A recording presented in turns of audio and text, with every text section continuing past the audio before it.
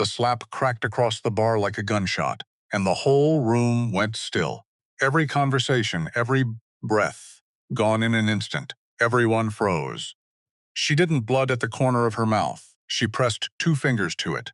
Looked at the red on her fingertips the way you'd check the time. There's a kind of woman the world makes by accident. You take everything from her, piece by piece, year by year, and what's left isn't soft. What's left is quiet. The kind of quiet that should scare you. The man who hit her was still grinning at his friends. 6 of them in the corner, too loud, too sure. He had no idea. Nobody in that bar knew her name. Nobody knew where she'd been, or what she'd carried out of the dark on her own shoulders, or why she'd driven 40 minutes through the rain just to sit alone, with a glass of water she never touched.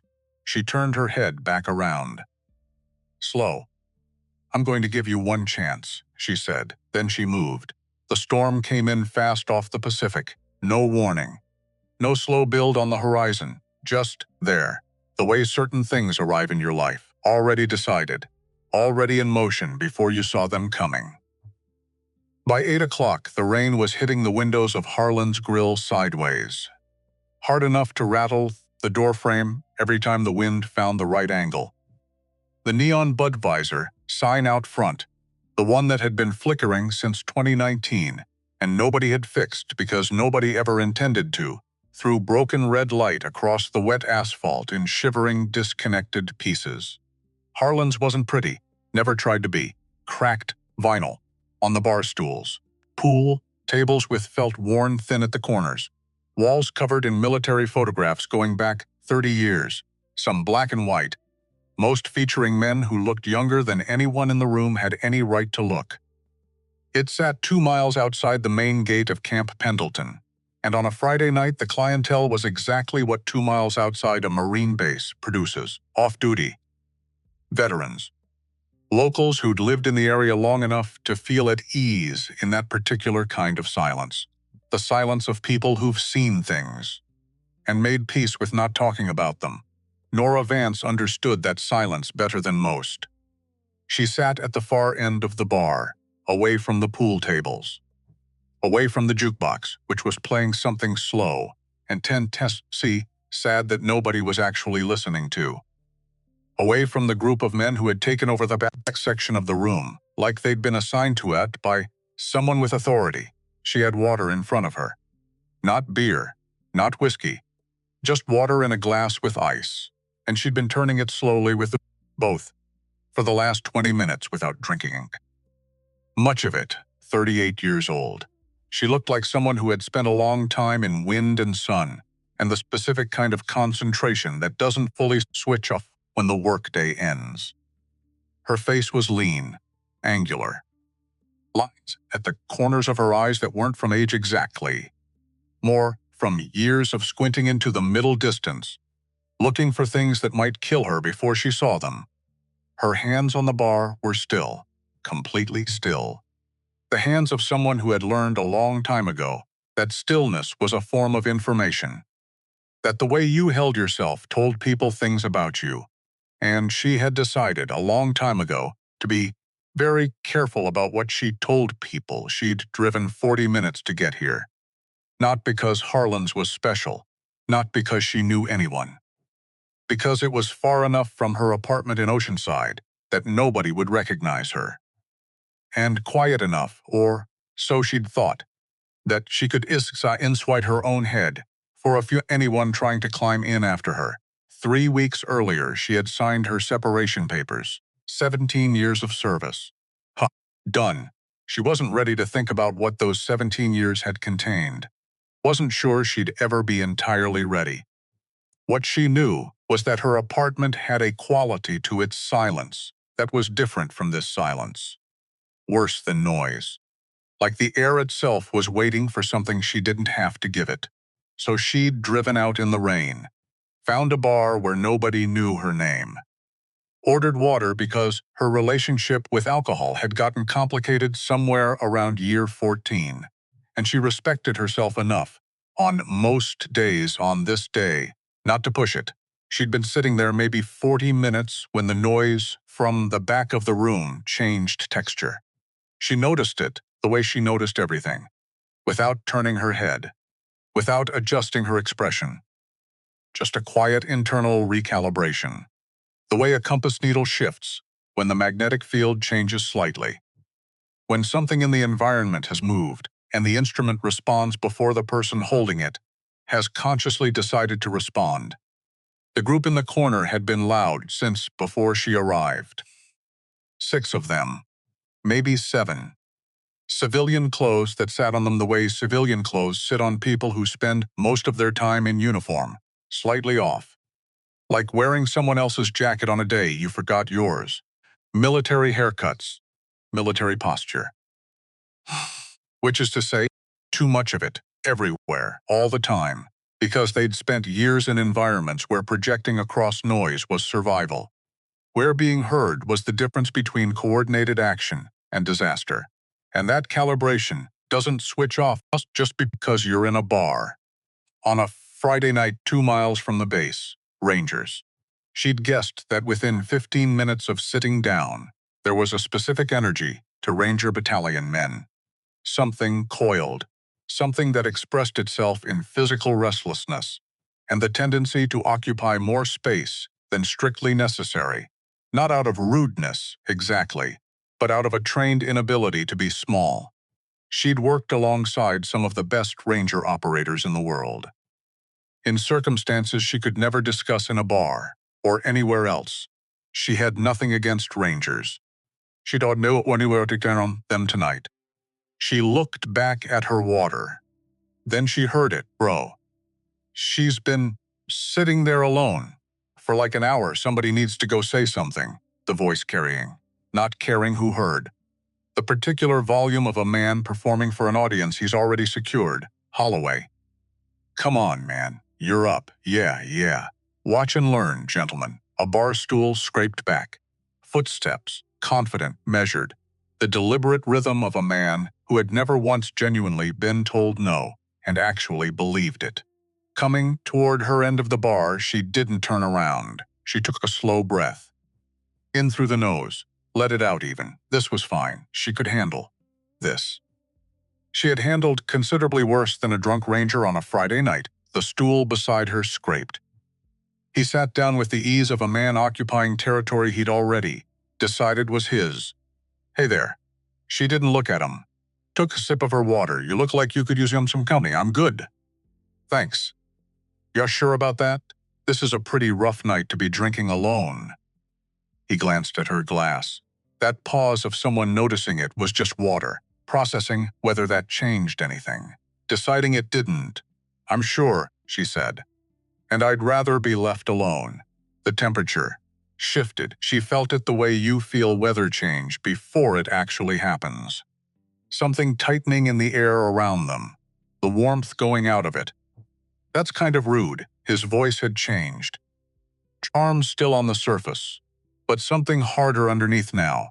Something that didn't like being handled this efficiently. I'm just trying to have a conversation. I know, she said. I'm being clear. Not rude. Maybe you could try being a little nicer about it. She said nothing. Picked up her glass again. And this was the moment. This was always the moment. The fork in the road that every situation like this eventually reached, where most men reassessed, recalculated, found a graceful exit that let everyone walk away intact. Where the basic social survival instinct that separates functional adults from expensive problems kicked in and did its job. Staff Sergeant Brett Holloway did not have that instinct tonight, or he had it. And something, the beer, the audience, the specific injury of being dismissed by a quiet woman in a bar who hadn't even looked at him properly, something had put it offline. You know what your problem is? He leaned in, dropped his voice in that performative way that's actually designed to carry. You take yourself way too seriously. She turned and looked at him for the first time. Full eye contact. No expression. Please go back to your friends. Not a plea. Not a request. A statement of fact delivered in the tone you'd use to tell someone the floor was wet. Something crossed Holloway's face then. Not anger. Not yet. Something more like shock at his own reaction. The specific surprise of a trained, competent man who has just been looked at by a woman with approximately the same emotional register she'd give a parking meter, and found himself completely unprepared for it. He glanced back at his table. They were watching, grinning, that grin. 6 men expectant, waiting for their guy to recover, to get the upper hand. To not walk back to the table, empty-handed with his pride somewhere on the floor between here and there. That grin was the thing that broke the equation. Holloway turned back. His jaw tightened, his hands flat on the bar. "I've met women like you before," he said. Smiling now. The kind of smile that's actually a warning dressed up in teeth. Sitting there all cold and mysterious, thinking it makes you interesting. "Staff Sergeant." He stopped. She looked at him. "That's your rank, isn't it?" "Staff Sergeant. Army. Ranger Battalion." "Probably. You've got the look. A beat. Which means you know better than this." He stared at her. "Go back to your table," she said again. And what happened in Brett Holloway's face in that moment? Nora watched it happen with the detached clarity of someone who had spent 17 years reading human faces under pressure and understood exactly what she was seeing.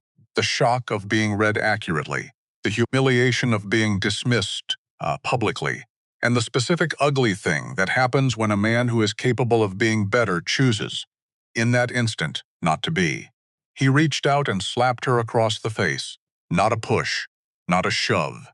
An open-handed slap, hard enough to snap her head to the side, hard enough that the sound of it, that flat, horrible crack, soaked through every conversation in the bars simultaneously and dropped the room into a silence that the jukebox sounded like it was playing from another building entirely. The jukebox kept playing. Merle Haggard. Distant and unbothered, everything else stopped. Nora's head came back around slowly. She pressed 2 fingers to her lip, looked at the blood on her fingertips. Then she looked at Holloway. And whatever Brett Holloway had expected, whatever, his drunk, adrenaline-flooded brain had built as the anticipated outcome of that action, it was not this. She wasn't crying, wasn't shaking, wasn't looking around for help or reaching for her phone, or making the small frightened sounds of someone who'd been hurt and didn't know what to do about it. She was looking at him the way a surgeon looks at a problem, calm, analytical. Her eyes doing some kind of quiet calculation that he didn't have the vocabulary to name. That made the hair on the back of his neck stand up for reasons he couldn't explain. Like something behind her eyes had been dormant and had just come fully online and was not in a hurry. And was not afraid. "I'm going to give you one chance," she said. Her voice was the quietest it had been all night. "1.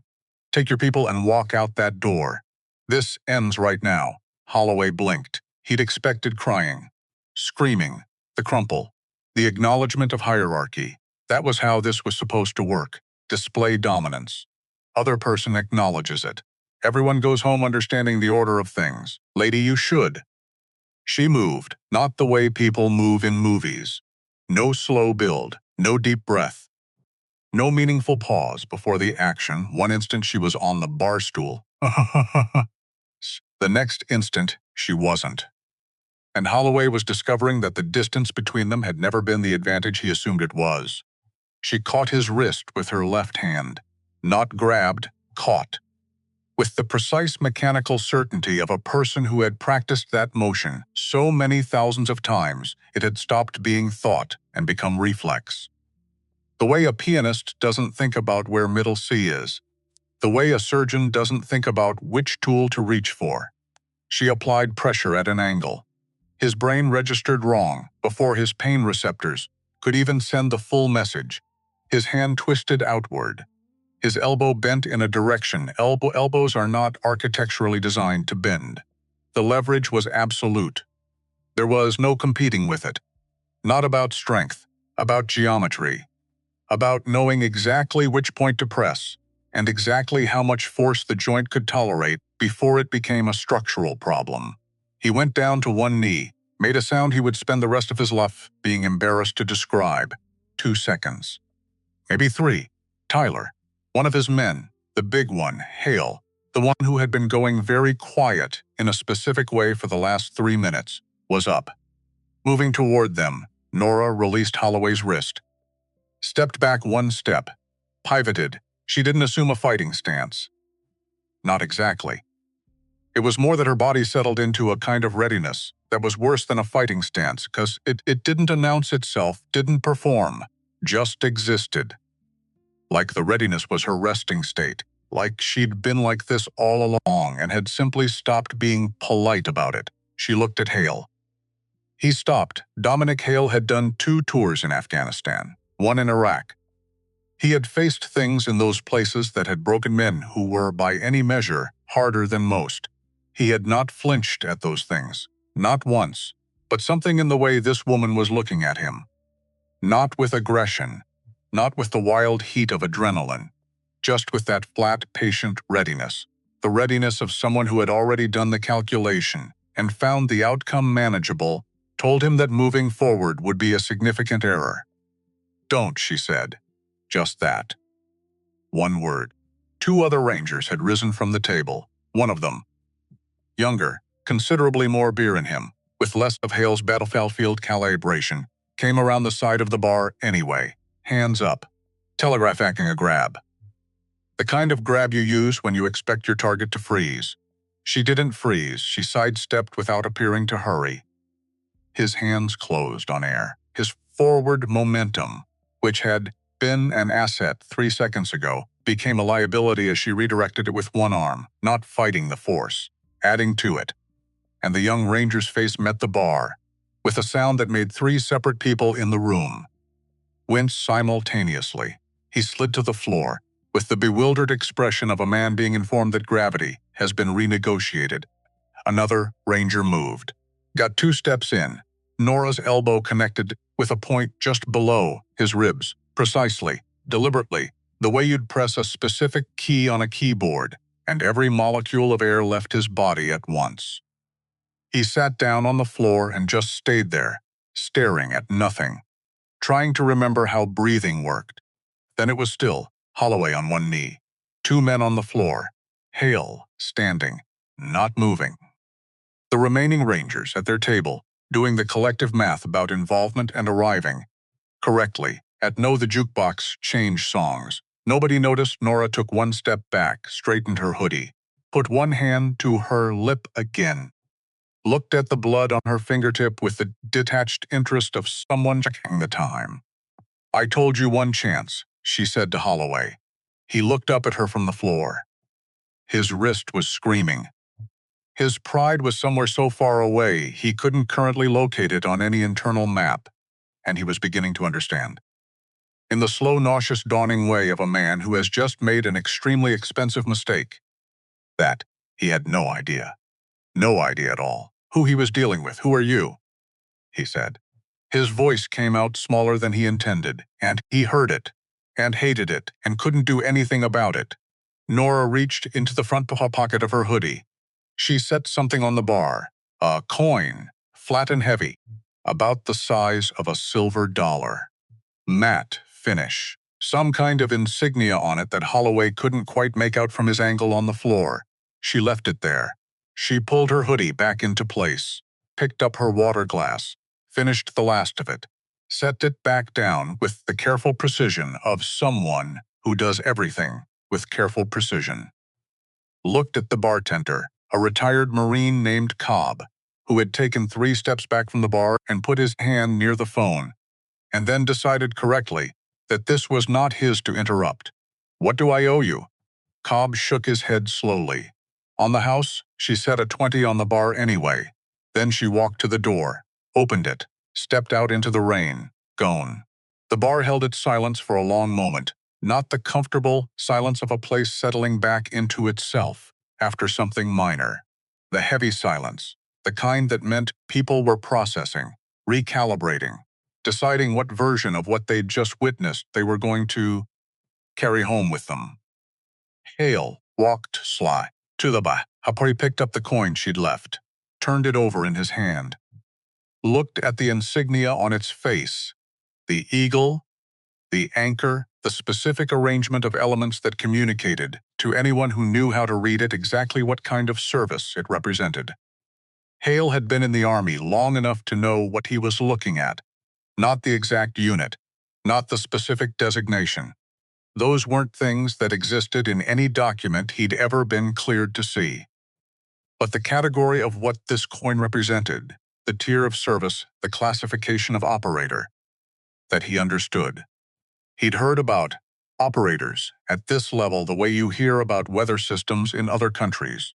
Real, documented, entirely outside your personal experience. He'd never held physical evidence of one in his hand before. His face went through several expressions in quick succession. He put the coin down on the bar very gently, the way you put something down when you've understood its weight. Then he looked at Holloway, still, cradling his wrist. Tyler, his voice very quiet. Get up. We need to talk, Hale. What? Get up.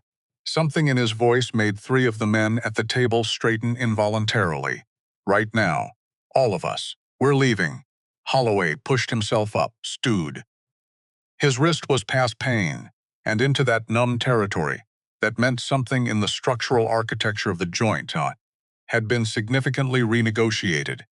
He looked at the door she'd walked out of, looked at the coin on the bar, looked at his men slowly recovering from the floor with the confused expressions of people who had been informed, physically and without ambiguity, that their mental model of the situation had been wrong. She didn't even break a sweat, one of them said slowly, almost to himself. She wasn't even. He stopped. She wasn't breathing hard. Nobody answered.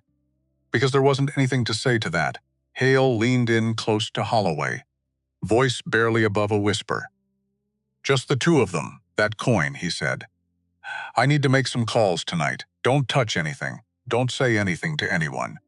And for the love of God, Tyler, he paused. Don't do anything else stupid. Holloway looked at him. Something behind his eyes had changed from 30 minutes ago. The bravado was still there on the surface, but underneath it, the first thin crack. The first hairline fracture in the certainty of a man who had never before been shown, in such specific physical terms, the distance between who he thought he was and who the world could produce. Outside, in the rain, in her truck, Nora Vance gripped the steering wheel with both hands, breathed in through the nose. 3 counts. Hold. 2. Out through the mouth. 4. The breathing exercise the Navy had given her, the one she'd taught herself to depend on instead of other things, better than other things. More reliable than other things at 2 a.m. in parking lots she'd driven 40 minutes to reach specifically to be alone. Her lip was still bleeding faintly. She looked at herself in the rearview mirror. The woman looking back had blood at the corner of her mouth and rain, in her hair, the expression of someone who had not wanted any of that to happen. She hadn't wanted a confrontation tonight. She had driven 40 minutes specifically to avoid confrontation. She had been clear. She had given him every reasonable chance to walk away with his dignity intact. And he had chosen, repeatedly and explicitly, not to. She could have walked away herself. She knew that. The civilian argument. The just let it go argument. The it's not worth it argument. But Nora had spent 17 years in environments where the people who just walked away left body bags behind them. She knew what unchecked aggression looked like when it was allowed to grow. She knew what it cost, in specific, irreversible human terms, when trained military men confused their power with their right to use it. Those men in that bar were going back out. Probably soon. Probably somewhere that required them to understand, at a bone-deep level, the difference between strength and arrogance. She started the truck. She didn't know yet that she was going to see them again in less than 12 hours. Didn't know about the phone call coming. About the assignment she hadn't planned on accepting. About the week ahead, that was going to require everything. She had left. She just knew the rain was heavy. The road back was long. Her lip was going to need ice.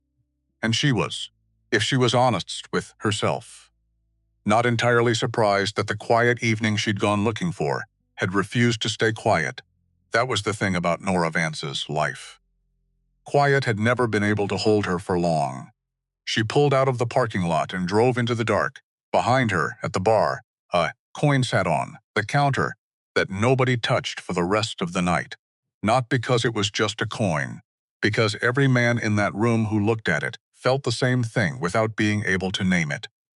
The instinctive recognition of a mark left deliberately, a message, a warning, and underneath that, though none of them would have admitted it, something that felt almost like a dare. Come find out what this means. Come look me up. Come learn what you touched tonight. Dominic Hale did not sleep. He lay on top of the hotel bedspread, fully dressed, boots still on, phone face down on the nightstand, where he'd placed it 2 hours ago and hadn't touched since. The ceiling of the room was unremarkable in every way.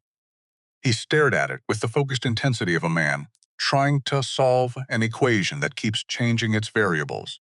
He kept coming back to the same moment, not the fight. The fight replayed itself in his memory with the relentless precision of security footage.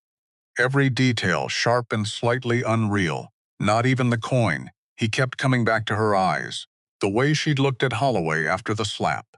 Not rage, not fear, not the wild animal adrenaline that people who've been in combat learn to recognize as the precursor to chaos. Just that stillness. That absolute pressurized stillness of someone who had assessed the situation, found it manageable, and was now simply deciding how much force the problem required. He'd seen that look once before. Kandahar. On a man who had walked alone through a checkpoint with his hands loose at his sides and talked his way out the other side before anyone had time to process what was happening. That man had been an operator whose actual identity Hale had never been cleared to know. He sat up at 4:47 in the morning and reached for the phone. He didn't call Holloway. Holloway was still in the stage where the humiliation was the dominant experience. Men in that stage don't think clearly. They think loudly, in the wrong directions, with too much pride still wrapped around the wound. He dialed a number he hadn't used in 2 years. Former 75th Ranger Regiment Intelligence Liaison, a man named Greer, who now worked in a role he described as administrative, and which Hale understood to mean something considerably less administrative than that. 4 rings. Then, this better be something, Greer. I need you to run something. A pause. Hale. Do you know what time it is? Almost 5. I know. Run it anyway. The sound of someone sitting up in bed. The quality of Greer's silence, shifting from irritated to alert, already more awake than he was letting on. Hale had known him long enough to hear the difference. What am I running? Naval Special Warfare. Coin hands an eagle over a globe anchor on the left. Crossed rifle and pistol below that. Framing is black adjacent, maybe further black than that silence. Then Greer said very carefully, "Where did you see this coin?" "Left behind, by a woman. Mid to late 30s, 5'6", maybe 5'7", lean. Dark hair." Hale paused, trying to find the word that actually fit what he'd watched. She moved like he stopped. Like everything she did was the only correct option available. Like she'd already run every other option and discarded them and was just executing what remained. More silence. Longer this time. The quality of it had changed.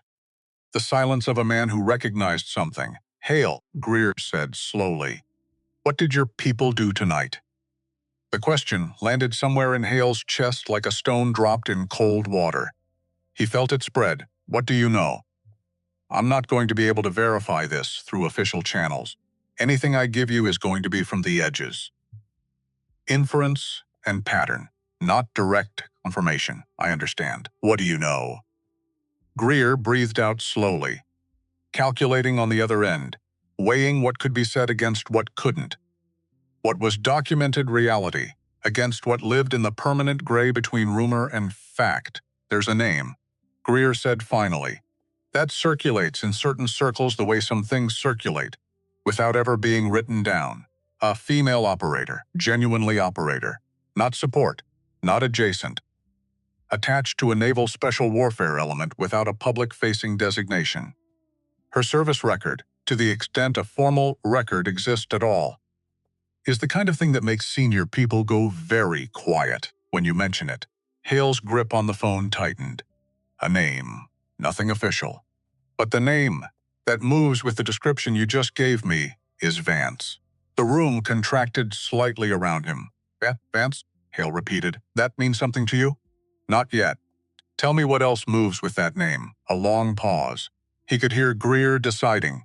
Syria, Greer said finally. Something happened in Syria. 4, maybe 5 years ago. A classified direct action mission that went wrong in a specific way. Operational details don't exist in any format I can access. But the aftermath moved through the community. Someone was lost. Someone who mattered. And the operator who carried that loss out of the theater reportedly went back into the field within 72 hours and completed the mission objectives. Hale closed his eyes. Alone? He said. That's the story. Take it for what it is. Operator mythology has a way of growing in the retelling, and if it's not mythology, no answer. Then, Hale, get some sleep, and tell your people to be very careful. Whatever happened tonight, if the name and the coin line up the way you're describing, you want to be very sure nobody does anything else stupid. The call ended. Hale sat on the edge of the bed and watched the light outside change from black to gray, thinking about Holloway. About the look on his face, on the floor of the bar, the mixture of confusion and wounded pride, and the early tremors of something that might eventually become real understanding if given the right kind of pressure in the right direction. Thinking about whether Brett Holloway had the kind of character that could metabolize what had happened. Could take it in, turn it over, let it change him in the right directions instead of the wrong ones. He genuinely didn't know the answer. At 6:15, his phone buzzed, not Greer. A message from his battalion's training coordination officer, marked routine, time-stamped 0530, mandatory combat readiness assessment.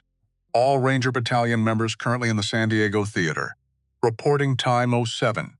Location training facility, coordinates attached, Instructor TBA. Hale, read it twice. Read the timestamp again. 0530, 43 minutes after his call with Greer. He didn't believe in coincidence. Not in the military. Not in this context. Not when the machinery moved this fast and this quietly. He got up, pulled on his jacket, went to knock on Holloway's door. Holloway answered in under 30 seconds, which told Hale that Holloway had also not slept. He looked terrible. His wrist wrapped in an ace bandage. Clean job. Competent field work that communicated both skill and the specific stubbornness of a man who refused to show up to whatever was coming next, looking like he'd lost. But his eyes, red-edged and too awake. The wakefulness of a man who had spent the night being a problem to himself. We got orders, Hale said. He held the phone. Holloway, read it. Jawway, read it. Combat readiness assessment today. 0700. He handed the phone back. Who called this? Above her pay grade. Get dressed. Wake the others. Hale turned to leave. Then stop, Tyler. He turned back, kept his voice low, entirely without the heat that part of him felt. What you did in that bar last night, I'm not going to dress it up. It was wrong. Not tactically wrong. Not strategically wrong. A beat, morally wrong. The way you know when you do it. Holloway said nothing. Which was, Hale noted, better than arguing, that woman. We need to talk about who she might be before we walk into that facility. Something moved through Holloway's expression. Not fear exactly. More like the first real intrusion of genuine awareness into a space that had previously been filled entirely with ego and justification. The first crack in the certainty, you found something. Holloway said. Enough, Hale said. Get dressed. They arrived at the facility at 6:50, all 7 of them, 2 vehicles. The compound was 20 minutes inland from Pendleton, the kind of place that exists on no public map and has a gate staffed by people who don't exchange pleasantries because pleasantries are not part of the operational profile. What was not familiar was the receiving officer, Navy commander named Briggs. A man whose face had stopped being young, so gradually he seemed to have bypassed the process entirely. He stood at the entrance to the main briefing room with a clipboard and looked at each of them with the patient, neutral assessment of a man who had long ago decided that first impressions were data.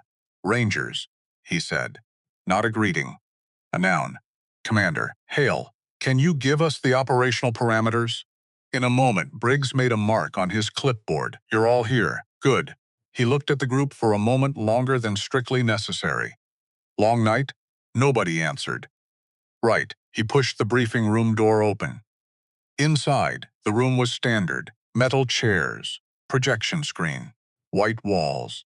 The institutional quality of a space designed entirely for function. No art, no windows, nothing decorative. Just the tools of the work and the space to do it in. They filed in and took seats without being told. The automatic response of soldiers to a room with chairs and someone standing at the front ready to speak. Briggs stood at the front. Did not open with pleasantries.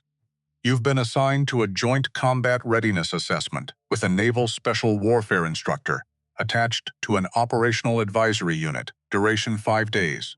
Content: urban warfare simulation, psychological endurance evaluation, and joint force integration assessment. He clicked the projector. A name appeared on the screen. Hale saw it first, felt it land before he'd finished reading it. Lieutenant Commander Nora Vance, USN retired. Special Operations Combat Instructor. The silence in the room was the specific silence of 7 men having the same realization at different speeds. Like dominoes falling, but interior, invisible.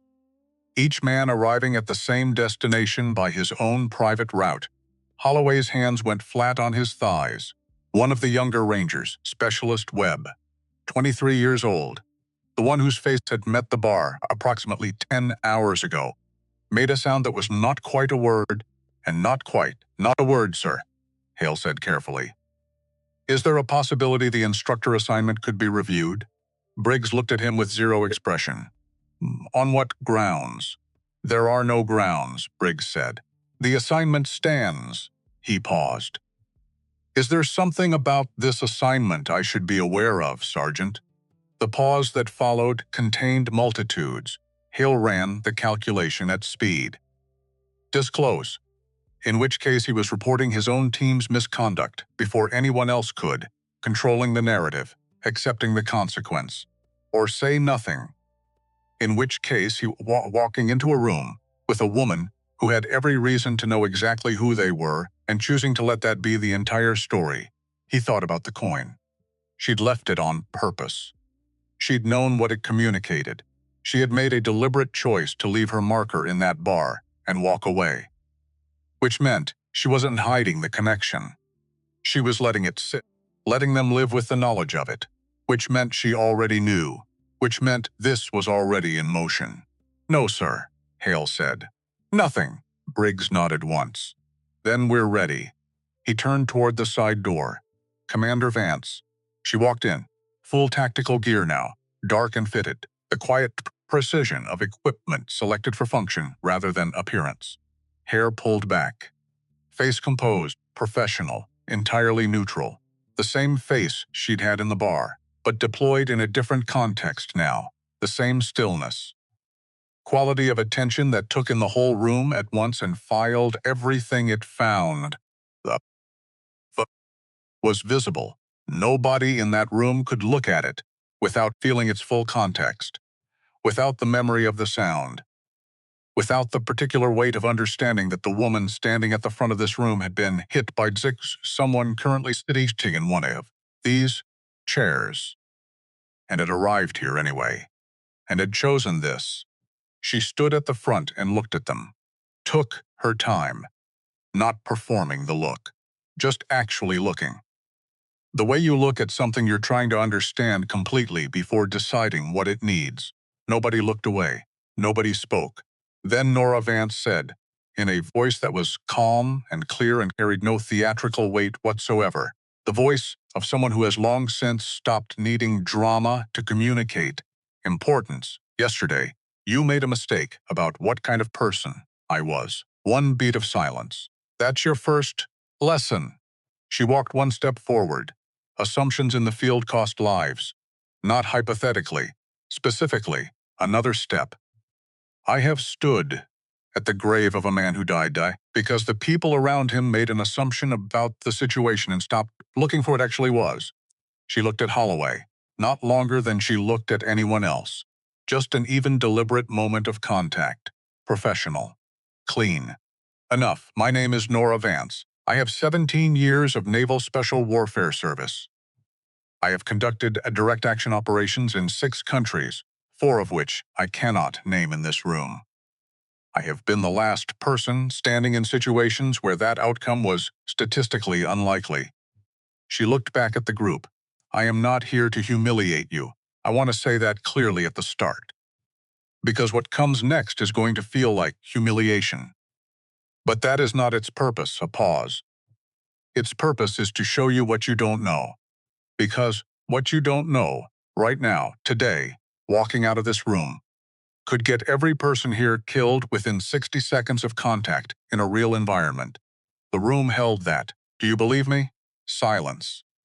Staff Sergeant Holloway. Holloway straightened involuntarily. Do you believe me? He held her gaze. She waited, completely patient. The patience of someone who understood that the right kind of silence was more effective than any words, and who was entirely willing to let the room fill with it and do whatever the room needed to do. Yes, ma'am, Holloway said. His voice was different than it had been last night, still controlled. Rangers were always controlled, but there was something underneath the control now that hadn't been there before. Something cracked open, small. The first pressure fracture in ice before the whole surface gives. Nora nodded once. Good, then let's begin. What followed in the next 4 hours was the most systematically disorienting training any of them had ever been through, Rory. A substantial range of them. Between 7 men, they had accumulated 9 deployments across 4 combat theaters. They had been shot at, mortared, ambushed, and subjected to every form of stress inoculation that the United States Army could design and administer. They were not soft men. They were not inexperienced men. None of that mattered. Because Nora Vance wasn't attacking their bodies. She was attacking the way they thought, and that was something entirely different. Day 1 started with what she described as a routine assessment exercise. Locate a simulated objective in the mock urban environment built across 3 acres of the facility's training ground. 7 Rangers. Standard loadout. Briefing documents with the relevant information, 20 minutes. Simple, clean, manageable. They went in confident, came out 11 minutes later, having achieved 0 of 3 objectives. Vel. Nora was waiting at the exit, stopwatch in hand. She looked at it, looked at them. Didn't say anything for a moment that stretched past comfortable into something else entirely. Where did you lose the first objective? Hale answered. Route conflict at the 3rd intersection. 2 team members with different map interpretations. Who were the 2 members? Webb and a ranger named Castellano raised their hands. You had different interpretations, she said. What did you do? Castellano. We deferred to the team leader. How long did that take? Maybe 45 seconds. In 45 seconds, Nora said, not raising her voice, not performing. Just stating a fact with the precision of someone who had watched men die from exactly this kind of gap. Every person within visual range of your position has had time to reassess, reposition, and make a decision about you. 2 seconds of silence. Go again. They went again. Lost 2 of 3. She debriefed with the same precision, not anger, not mockery, just questions, targeted, surgical, forcing each man to locate the exact moment his thinking had gone wrong. Not telling them what they'd done. Asking until they found it themselves. By the 4th iteration, they were getting 1 of 3. By the 6th, 2 of 3, it was Hale who noticed the pattern first. He stopped at the debrief and said, You're not changing the problem. The problem is identical every time. You're watching us learn. Nora looked at him. Something shifted in her expression. Not approval exactly, The specific attention of a person who has just heard something worth noting. Yes, she said. Why? Because the most important thing a soldier can do, she said, is accurately assess his own performance in real time, not after the fact. During, she looked at the group. Most of you learn after contact. You debrief, analyze, adjust for next time. That's valuable. It's also sometimes too late. A pause, I want you learning while you're in it. Holloway had been quiet through the entire first day, technically precise, executing well. Rangers were always technically competent, and Holloway was more than technically competent. He had the natural, spatial reasoning of someone born to move through complex environments. The instinct for cover that can't entirely be taught, but quiet. Processing quiet, not sullen, not checked out. The kind of quiet that meant something was happening underneath, that the machinery was running harder than usual, that he was watching her the way you watch something you're to understand completely before you commit to a position about it. At the lunch break, he sat apart from the others. Tray front of him, not eating much. Hale brought his own tray over and sat across from him without asking.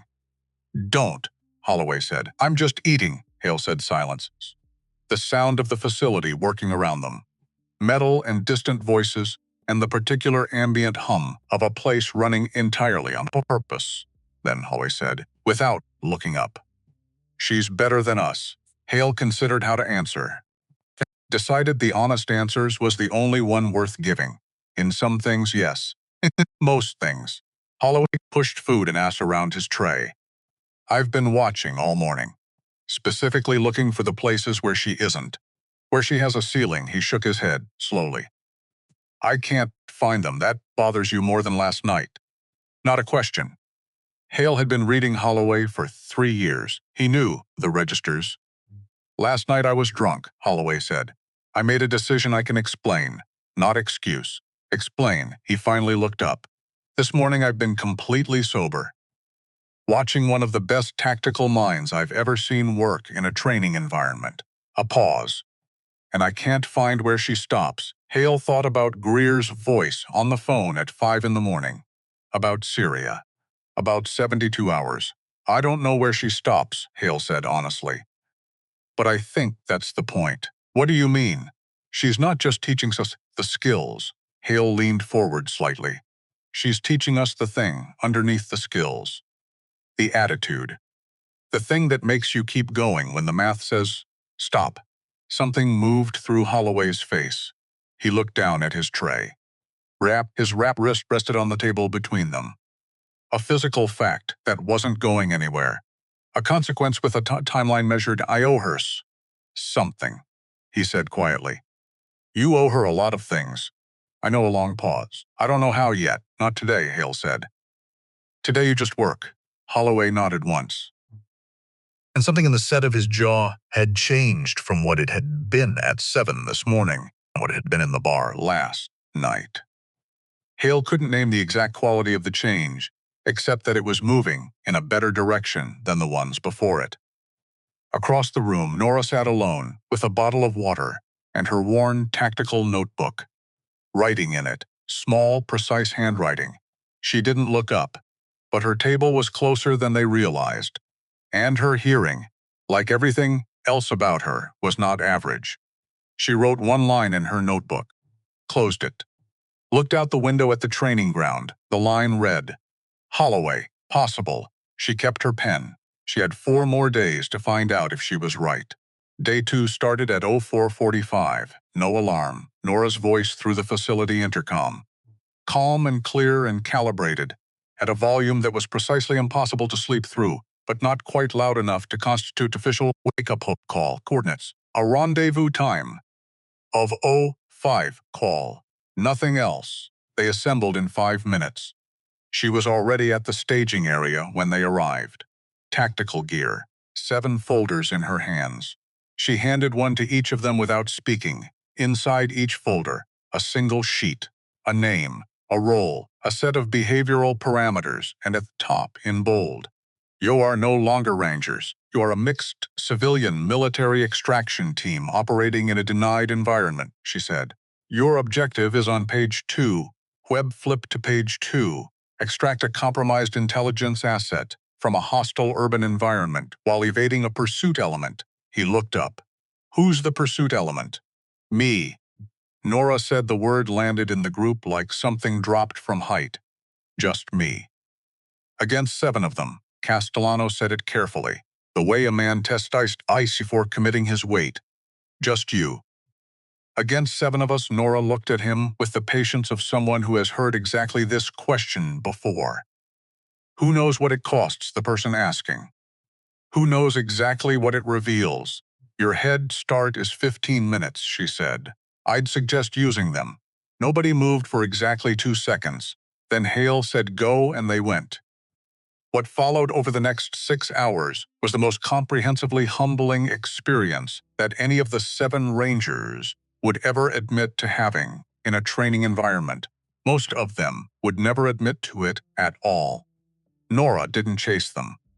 That was the first thing they got wrong. They assumed pursuit. Assumed she would come from behind. Set up layered rear security. Staggered their movement. Used every counter-surveillance technique in their collective repertoire. None of it mattered. Because she wasn't behind them. She was in front of them. She had spent 48 hours on site before the exercise began. Walking every path, timing every choke point. Building a 3-dimensional model of the compound in her mind. The kind of model that can be navigated in darkness, in noise under pressure without conscious thought. She knew where they were going before they decided to go there. Because she understood how Rangers think. The preference for high ground. The instinct toward defensible positions. The specific tactical logic that their training had built into them like architecture. And she had planned for each of those preferences before they took a single step. Webb was the first one taken, rear security. Moving through a transition between 2 cover positions, Nora appeared from a lateral angle he hadn't covered because his mental model had placed her threat vector behind him. She had him on the ground with a hand signal, indicating eliminated before he'd finished processing that she was there. He sat where she indicated, stayed there, partly because those were the exercise rules. Partly because something in the quality of her appearance, the suddenness of it, the complete absence of warning, had triggered something in him that went past training and into something older, harder to argue with. She was gone before he could call it in. The radio traffic that followed was instructive. Castellano, receiving Webb's elimination report, said North Perimeter secure with the automatic confidence of a man who had not yet learned that his security assessment was already outdated. 12 seconds later, his radio crackled. Castellano, her voice. Calm. On their frequency. Your North Perimeter is not secure. You have 2 exposed angles and 1 covered position you haven't checked because it requires moving backward. A pause. Also, you're favoring your left side when you move. Old injury? Castellano grabbed his radio. How are you on our frequency? I've been on your frequency since 0512, she said. You didn't change it at the first position transition. Basic operational security. It's in the folder. It was in the folder. Page 3. Item 7 frequency at each major position transition. They had not done it. Castellano was eliminated. 4 minutes later. And this was the element that got inside them in a way that pure physical superiority never could have. She kept talking to them through their own radio. Not taunting, not triumphant. Calm, instructional, specific. Telling them what they'd missed, what they'd revealed, what she'd used against them and how. Teaching while she hunted. By the 4-hour mark, 4 of 7 were eliminated. Hale, Holloway, and a ranger named Park were the last 3 standing. They'd linked up in a covered position at the compound center. Gone completely dark. Radio off. Movement stopped. The full patience and weight discipline that special operations training hammers into you at the most fundamental level. It worked for 47 minutes. Then Holloway shifted his weight, his left knee aching.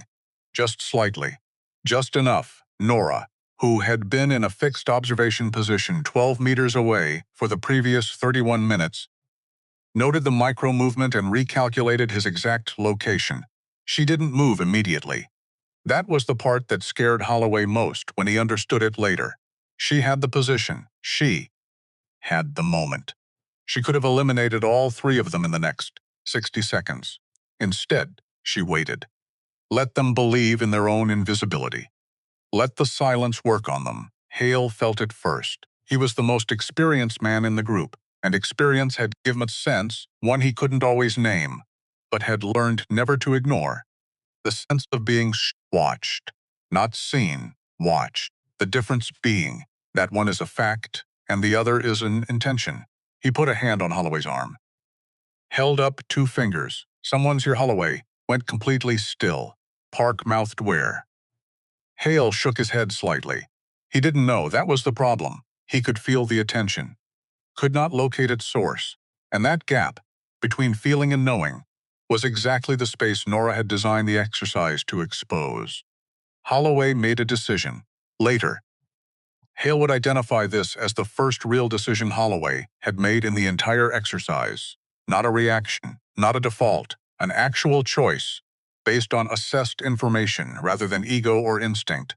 He picked up his radio, turned it on. Press transmit. Vance quiet, careful. Not surrendering, not conceding, just reaching across the silence toward the thing he couldn't locate. No response for 10 seconds. Then, from the radio, her voice, even, unhurried. Holloway, you've had us for a while. A pause. Yes, why haven't you moved? The silence that followed.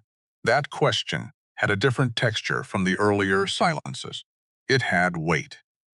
The weight of an honest answer being genuinely considered because you went dark and held position correctly, she said finally.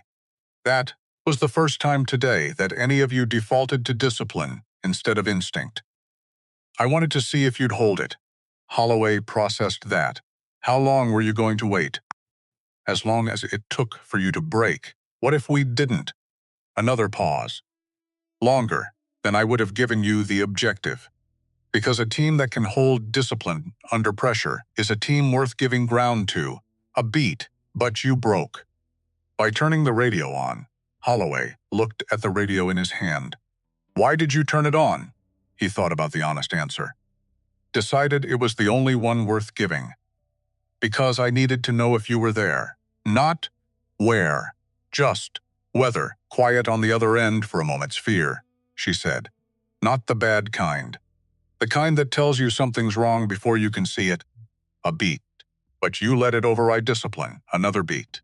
In a real environment, that kills you. I know. Do you? Yes, ma'am. The use of the title came out differently than it had the morning before. Not the automatic deference of rank. Something more direct than that. Something that acknowledged, without being able to fully articulate it, that the authority in Nora's voice had been earned in a way that transcended any rank structure he'd ever operated in. Holloway, Hale, Park. Exercise concluded. Return to staging. The debrief lasted 2 hours. This was the thing about Nora Vance's teaching method that none of them had expected. She spent more time in the debrief than in the exercise itself. Not reviewing what had gone wrong in general terms. Locating, with the precision of a surgeon identifying exactly which tissue is compromised. The exact moment for each man. The exact decision. The exact second where the error had entered the system. Webb's was the lateral threat axis. Trained to cover his rear. Conditioning gap on left peripheral assessment. She had found it in the first 5 minutes of observation. Castellanos was the frequency error. Yes. But underneath the frequency error was a deeper pattern. He checked his own work by asking team members to confirm it, rather than verifying it independently. In a team with accurate information, that worked fine. In a compromised information environment, it created cascade failure for each man, the pattern, the moment. The specific mechanical truth about how his mind worked under pressure and where that mechanism had a gap. When she got to Holloway, she paused. Not long, 1 beat, maybe 2. But in a debrief where she had moved through each person with clean efficiency, The pause registered like a change in air pressure. Holloway, your error was the radio call. But your error before that error was treating stillness as a final answer, rather than a position in an ongoing sequence. She looked at him directly. You treated it like you'd solved the problem. Stillness isn't a solution. It's a question. What do you do when stillness isn't enough? Find another move. Find another move, she confirmed. You can't outweigh a patient enemy by being patient. You have to change the frame of the problem. She closed her notebook. You almost did that. The radio call was an attempt to change the frame. The execution was wrong. The instinct. A pause. The instinct was not Hale. Sitting 2 seats away, watched Holloway receive this. Watched something happen in his face that Hale could only describe as the beginning of a recalibration. Not a dramatic moment. Not a breakdown or a revelation. Just the quiet internal shift of a compass needle, finding a new north. Small. Invisible to anyone not looking. Hale was looking. Day 3 arrived at 04:30. No intercom. Nora came into the bunk room in person.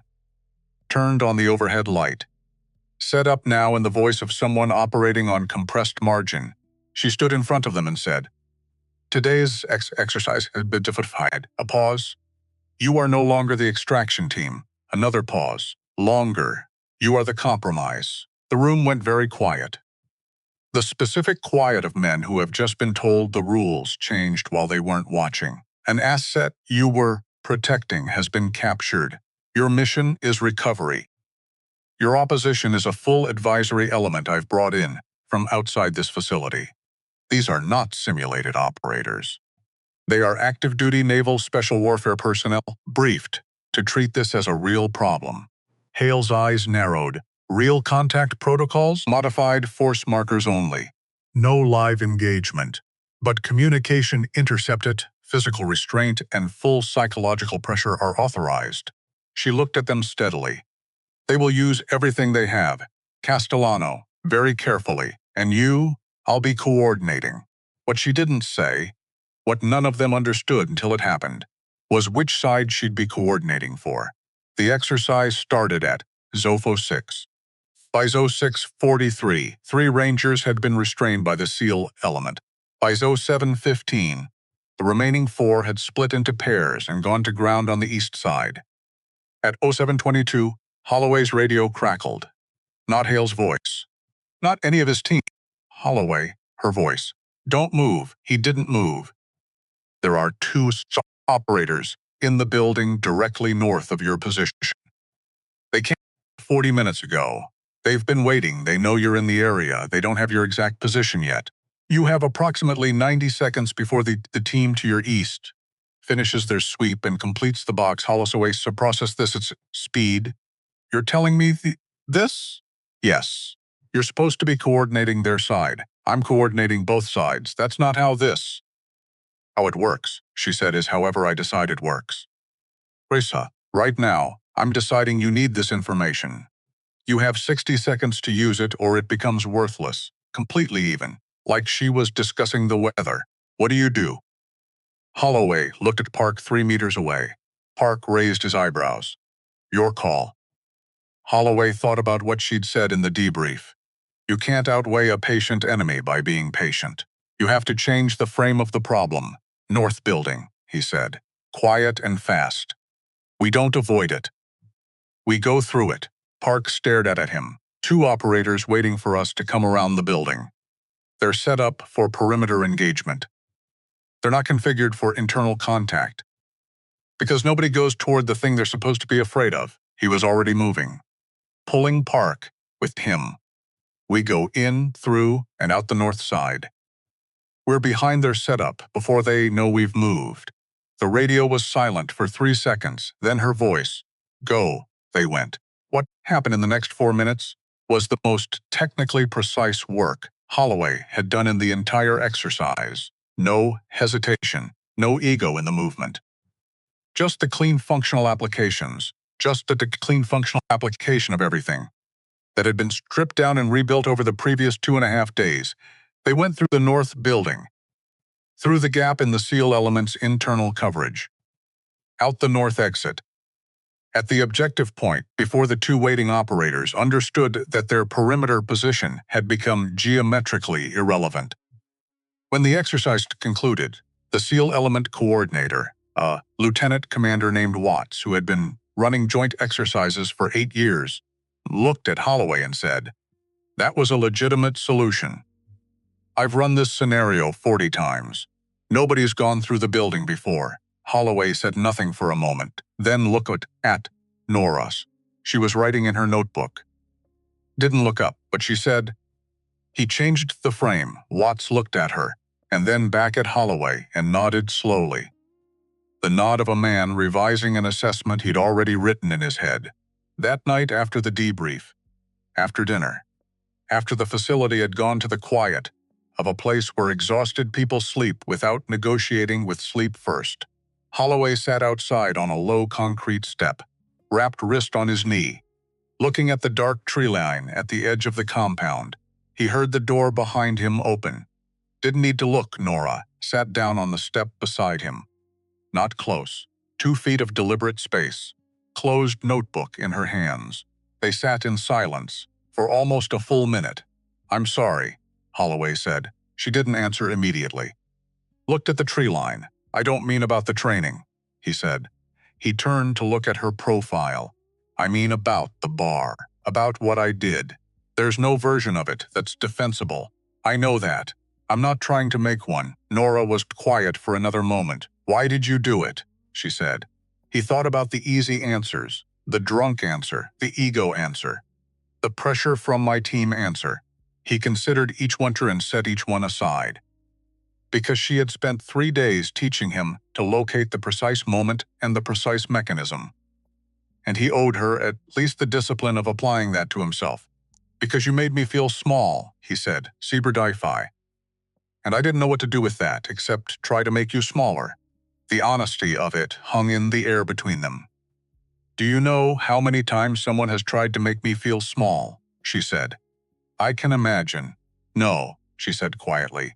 "You can't. Not bitter. Just factual. The way you state a fact about geography, but you did the most damage you could access in that moment, and the damage you accessed was a slap. Which tells something about your actual limits that you should probably think about." He stared at her. "What does that tell you?" She looked at him for the first time since sitting down. "It tells me you're not as far gone as you were trying to look." A pause. "A man without limits reaches for a weapon. You reached for humiliation. That means somewhere in you a line still exists." She turned back to the tree line. "The work is finding out where that line actually belongs." Holloway sat with that for a long time. The night was quiet around them. Then Nora reached into her jacket, pulled out her notebook, held it toward him. He looked at it. "Page 11, she said. "Read it. Give it back in the morning." She went inside. Holloway opened the notebook to page 11, 2 columns. Left, dates, a sequence spanning several years. Right, single sentences. Notes she'd written to herself. Each one attached to a date. Each one capturing a single truth she'd needed to hold on to at that particular moment in her life. He read them in the dark. He didn't have words for what they were exactly. They weren't confessions, apologies. They were the private record of a person working, day after day, year after year, on the same essential problem: how to carry what cannot be put down without being destroyed by the weight of it. The last entry, dated 3 weeks earlier, the week she'd signed her separation papers. The mission was never the missions. The mission was always the people. Remember that now that you have time to remember things. Holloway closed the notebook, sat on the step for another hour. He was not the same man who had walked into Harlan's grill 4 nights ago. He couldn't have told you exactly what was different. Only that the distance between who he'd been and who he was sitting here reading those words in the dark felt significant in a way he didn't yet have vocabulary for. He would find the vocabulary, but that was still coming. Day 4 began differently. No field exercises. No navigation problem. No pursuit simulation. Nora had them in the briefing room at 06 with nothing in front of them except chairs and each other. Today we talk, she said. Specialist Webb looked at Castellano. Castellano looked at Hale. Hale kept his expression neutral, the expression of a man who had learned that the unexpected format was often the one that cost you the most. About what? Park said. About what breaks you, she said. Not the official answer. The real one. Nobody spoke for a long moment. I'll start, she said, and she did. What Nora Vance told 7 Army Rangers on the 4th day was not classified operational detail, not mission parameters, not target names, not the intelligence architecture of a Syria operation that lived behind layers of governmental classification. She told them the human part, the part that doesn't appear in any file. She told them about Joel Carver. Joel had been her spotter, her tactical partner, the person she'd been paired with through 4 deployments across 3 countries. She knew his breathing in the dark, knew his decision rhythm without communication, knew the particular way he went quiet when he was processing something versus when he was scared. She had learned to distinguish those 2 silences with the same ease she'd distinguished her own heartbeat. In 17 years of service, she had worked alongside hundreds of people. Joel was the one whose absence had weight. She told them about Syria. Not the names, not the targets. Just the moment. The window was 42 seconds, she said, her voice steady, even. The voice of someone who has said a thing so many times inside their own head that the words have been worn smooth by repetition and no longer have edges to catch on. We were in an observation position. Compromised in a way neither of us detected before the contact came. I made a call. The only call the moment offered.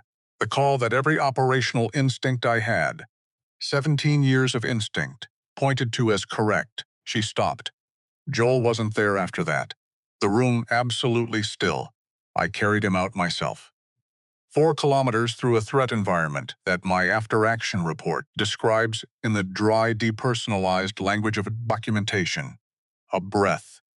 I experienced it as the longest 4 kilometers of my life, with his weight across my shoulders, and the specific, irreversible knowledge of what his silence meant. She told it without drama, without performance, without the careful architecture of someone managing how it lands.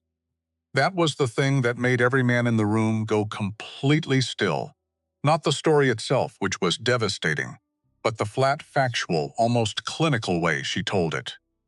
The way of someone who has said a thing so many times that the words have been worn smooth by repetition and no longer have edges to catch on. 72 hours later, she said, I went back into the field and completed the mission objectives. Hale said quietly, alone. Why? Because the people the mission was designed to protect were still at risk. A pause. And because Joel would have gone back. If it had been me, he would have gone back.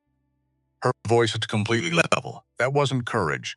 That was loyalty to someone who couldn't keep the promise himself anymore.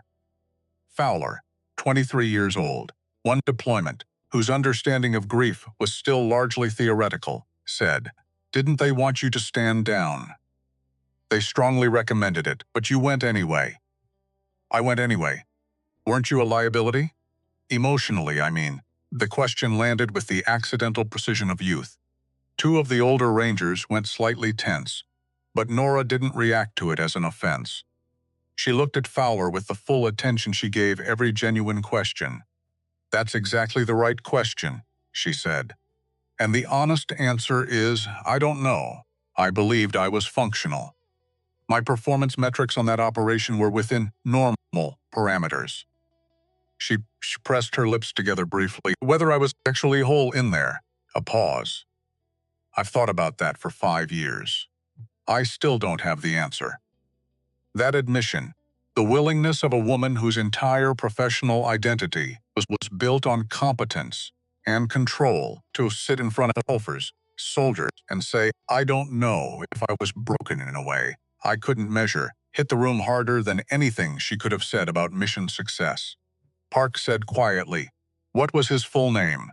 Joel Elliott Carver, she said. He was from Nashville. He had a daughter named Lily who will be 8 years old this spring. A pause. He made the worst coffee you've ever tasted and considered it an entire personal achievement.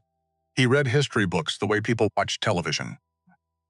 He could fall asleep anywhere in under 4 minutes, which I hated and envied in approximately equal measure. She said this last part quietly. And the specificity of it, the coffee, the history books, the 4-minute sleep, made Joel Carver real in the room, in a way that ranks and operational records never could have accomplished. He became a specific person. Irreplaceable in the way that specific people are irreplaceable, not because of what they did, but because of the particular texture of existing alongside them.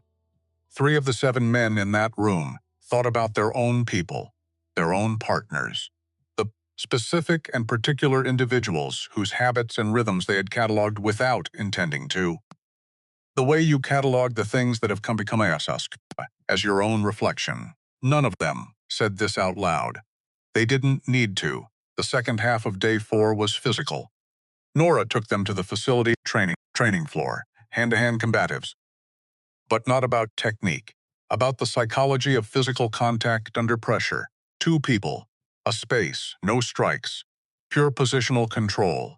The goal, not to pin, to continuously maintain a dominant position regardless of what the opponent did, to stay present, adaptive, perpetually willing to abandon what was working the moment it stopped working. She matched herself against each of them. 90 seconds. Not to demonstrate superiority, to demonstrate the principle. In each engagement, she gave ground deliberately at least twice. Let them believe they had the position. Let them settle into it. Then moved in a direction they hadn't covered, because their mind had already decided the problem was solved. After each one, she asked the same question. When did you stop looking for my next move? The answers varied in detail, not in substance. They all stopped looking the moment they thought they had her. That was the pattern. That was always the pattern. Success in the immediate moment creates the conditions for the next failure, because success tells the brain the problem is resolved. Holloway went last. When he stepped onto the mat, something had already shifted in his approach. The previous men had gone in with the controlled aggression of trained practitioners. Holloway went in quiet, slower than the others. Like he was thinking about something other than the exercise, Nora noticed. She didn't comment. They made contact. Holloway gave ground early, deliberately. Didn't try to establish position immediately. Let her set the geometry, then moved inside it, making himself harder to categorize as a threat because he wasn't behaving like one. Nora felt it. The non-standard rhythm of it. She recalibrated. 40 seconds in, Holloway moved to a position that was tactically suboptimal. Not good, not something a trained person would choose. And Nora's hands adjusted automatically to take the advantage. In the quarter second of that adjustment, Holloway shifted direction, not to counter the move, but to use the momentum of her counter to reposition entirely, landing at an angle that wasn't dominant, but wasn't controllable either. She looked at him. He was breathing steadily. His face had an expression she hadn't seen on it before in 4 days. Not satisfaction. Something quieter. The expression of someone who has applied a lesson and found it worked, and is more interested in understanding why than in celebrating that it did. Change the frame, he said. Yes, she said. She stepped back. Where did you learn to think like that? A pause. From watching you. The briefest thing moved through her expression. Not quite approval. Something older than approval. Well, recognition. She nodded once. That was when Commander Briggs appeared at the edge of the training floor. And the expression on his face erased every other thing in the room. Nora saw it and straightened. Briggs walked to her and said, in a low voice that carried to at least Hale and Holloway, Washington, the Syria inquiry, a pause that had its own weight. They've escalated. Nora's face went through nothing. The absence of reaction was itself a reaction. The specific blankness of a person who has just received news they have been simultaneously expecting and dreading for a long time, and who has no energy left to perform surprise. When? They're sending a deposition team. Briggs held her gaze. They want a formal statement on record. The Carver mission? How long? 2 days. That's during the final exercise. I know, it won't be rescheduled. The word came out without hesitation. These men have 3 more days of training that they need in order to go back into the field safely. I will not cut that short, Nora. Schedule the deposition for after the final exercise. Briggs pressed his lips together. Then, the inquiry isn't just about the Carver mission. The silence that followed that sentence lasted 2 full seconds. Say that again, she said. Briggs looked at the Rangers at the edge of the training floor, lowered his voice further. There's a secondary element. Someone inside the intelligence architecture of that mission has come forward with an alternate account of the 42-second window. He paused, choosing his next words with visible care. They're suggesting the decision you made was a pre-planned operational choice, rather than a real-time call. That Carver's position was not accidental. He stopped. The room held its breath. Nora stood completely still. The color hadn't left her face. She was too controlled for that. But something in her eyes changed. And Hale, watching from 20 feet away, recognized it with the cold clarity of a man who has spent his career learning to read people under pressure. Not fear, not anger. Something that preceded both of those things. The raw foundational shock of a person whose most private grief has just been handed back to them as a weapon. That's not what happened, she said, her voice absolutely level, absolutely quiet. I know that, Briggs said. Then what is the point? He held her. Gaze, the mission you completed it after Joel, the secondary objective.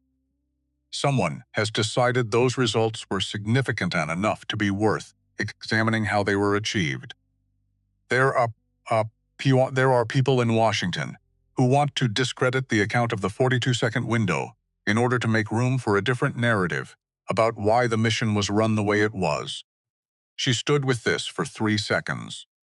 3 full seconds that felt longer than they were. They're going to use Joel to do it, she said. Briggs didn't answer.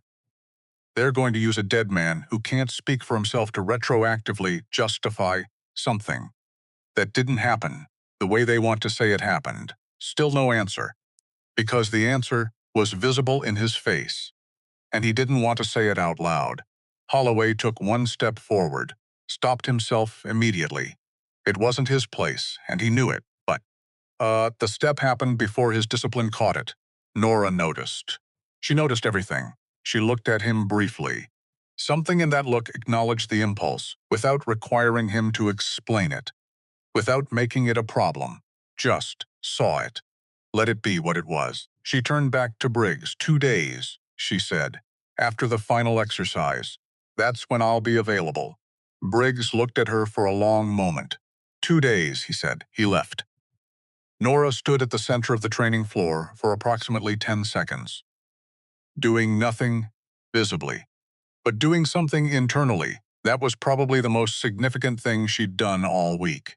Then she turned back to the group. Tomorrow. Final exercise. Full scale. Night operation. Everything you've learned in one sequence. Her voice was completely even. Questions. Nobody asked any. Get rest. Dinner at 1800. Lights out at 2100. She picked up her jacket. Be ready. She was almost at the door when Fowler said, "Ma'am." She stopped, turned. Fowler stood up from his bench. Whatever they're saying about Syria. Whatever that inquiry is, he paused, choosing words with the visible effort of a young man saying something he means precisely and doesn't want to get wrong. We were listening today. When you told us about Carver, he gestured toward the group. A small motion that somehow included all of them. Nobody in this room thinks what they're trying to say is true. The room was silent. Nora looked at Fowler for a moment, looked at each of the others. I know, she said, then she left. The door closed. Hale leaned back in his chair and looked at the ceiling. Castellano was turned slightly away from the others. Park's hands were folded, looking at the floor. Webb staring at the middle distance. Holloway walked to the water station, poured a cup, drank it standing up. looking at the door she'd walked out of. He thought about Joel Carver, Nashville, a daughter named Lily, history books and terrible coffee and sleep in 4 minutes. He thought about a woman who had carried 4 kilometers of irreversible weight out of a denied environment and gone back into the field 72 hours later. Not because she was invulnerable, because the mission was the people, and the people were still at risk. And now someone in Washington wanted to use that. Wanted to reach into the most painful 42 seconds of her life and rearrange them for political architecture. Wanted to use a dead man who couldn't speak to build a narrative that had nothing to do with what had actually happened. Holloway set his cup down. He looked at Hale. "What do we know about the inquiry?" Hale looked at him carefully. "Why?" "Because she's going to walk into that deposition in 2 days with no support and testify about the worst moment of her life in front of people who've already decided what they want the story to be." A pause. "And there has to be something we can do about that." Hale was quiet for a long moment. He said very quietly, "Greer." Holloway nodded. "Greer." Park looked up from the floor. "Who's Greer?" "Someone." Hale said carefully, "who knows things and owes me." He was already reaching for his phone. "Give me an hour." The room shifted around that decision. Not loudly, not with any declaration. Just the quiet alignment of 7 men who had spent 4 days being taken apart and rebuilt around a different understanding of what it meant to protect something. Who had just found, in the specific injustice, being constructed against a woman who had given everything she had. A reason to apply that understanding. Outside, Nora walked the perimeter of the compound in the dark. Not for fitness, not for any operational reason, just walking. The way her mind needed motion when it was working on something that didn't have clean edges. She thought about Joel. She always thought about Joel when the inquiry came up. Not because thinking about him clarified anything. It never did. But because he deserved to be thought of. When his name was being used, he deserved someone to remember the real version of him. The coffee and the history books and the 4-minute sleep. Every time the political version got brought into a room, she stopped walking, stood in the dark outside the facility, took one long breath in, let it all the way out. When it was gone, she felt lighter by precisely nothing, and was fine with that. Some weights didn't lift. Some things you carried forward instead of putting down. The work was learning to carry them in a way that left your hands free. She had one more day to give these men everything she had left. Then she'd walk into a room in Washington and do the same thing for Joel. She turned and went back inside. Nobody slept well that night. The facility had the particular restlessness of a place where people are thinking too hard, where the silence between bunks carries weight, where the darkness isn't restful, 'cause the minds inside it won't stop running the same loops. By oath, 4 of the 7 Rangers were awake. None of them said so. Holloway was one of them. He lay in the dark and stared at the ceiling and turned the week over in his mind. Not as a list of events, as a single continuous thing. Each day a layer added to the previous one. Each layer changing the meaning of what was underneath it. He was not the same man who had walked into Harlan's Grill 6 days ago. He knew that. He could feel the difference the way you feel the difference after something structural has shifted. Not the pain of it, but the new architecture. The unfamiliar weight distribution of a self that has been rearranged. What he didn't know yet was what the new man was. He had the shape of it. The outline of someone who had stripped down to something more honest and was being asked to build back up from there with better materials. But the specific identity of it was still forming, uncomfortable, in a way he didn't have a name for. Not bad uncomfortable, the uncomfortable of becoming.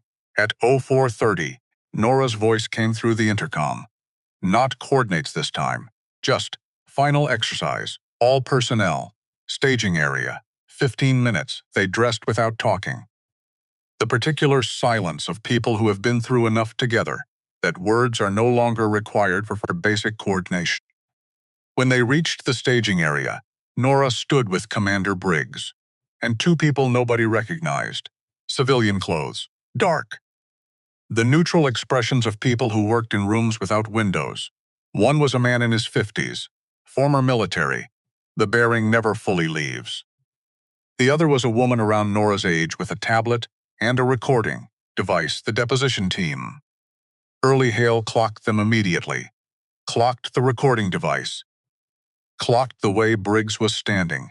The posture of a man managing competing pressures and doing it without a good outcome available. Nora was talking to Briggs in a low voice, back partly toward the staging area. Hale couldn't hear the words, but he could read the body language with the clarity of someone who had spent years learning to read it. She was saying no. Briggs was saying, please reconsider. Her answer was still no. The man in his 50s stepped forward. Lieutenant Commander Vance, not a greeting, a declaration of intent. We were hoping to begin preliminary statements this morning. The schedule is what I told Commander Briggs, Nora said, not looking at him, reading the operational briefing sheet. Final exercise completes today. After that, I'm available. This inquiry carries congressional authorization. I'm aware of what it carries. She set the briefing sheet down, looked at him directly for the first time. And you can wait until this afternoon. The man, Hartwell. She'd called him, which told Hale she knew him, which told Hale this had been going on considerably longer than 2 days. Looked past her, at the 7 Rangers standing at the staging area. His gaze moved across them. Slow, cataloging. Stopped briefly on Holloway. Holloway met it without flinching. Hartwell looked away first. This afternoon, he said. Not agreement. Calculation Nora had already turned back to Briggs. Like Hartwell had ceased to exist. What's the operational setup? The final exercise briefing took 11 minutes. Hale timed it. The scenario, full-scale night operation across the entire training compound.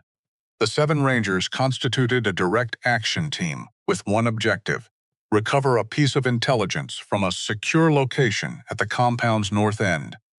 Standing between them and that objective, Nora's network. The full advisory element. Active duty Naval Special Warfare personnel. On site since '02, in position. Prepared, 8 against 7. Then Nora added one final parameter. She announced it flat, factual, without drama, which was somehow the most dramatic delivery possible. I will be in the field, she said. Not coordinating. In the field. My objective is the same as my team's. Prevent your success? A pause. But I have one constraint they don't have. I cannot be in more than one place at once. She looked at the group. Use that. Specialist.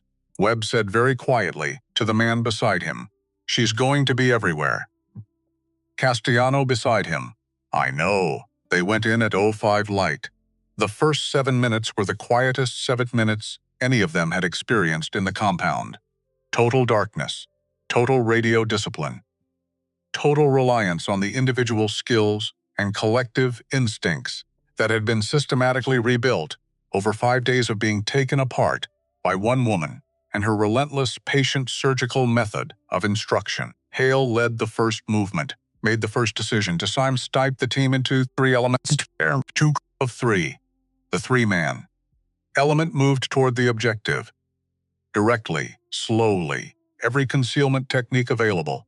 Not fast, not aggressive. Patient, the 2-man elements moved in parallel on the flanks, not toward the objective, away from it. In directions that made no tactical sense, unless you understood that they were designed not to reach the objective, but to create noise that required response. Thought rape change. Holloway's frames change from the debrief turned into team tactics, distributed across all 7 of them. Hale hadn't been sure it would work. He wasn't sure now. But he'd spent 5 days watching Nora teach them that the correct instinct was always the one that changed the geometry.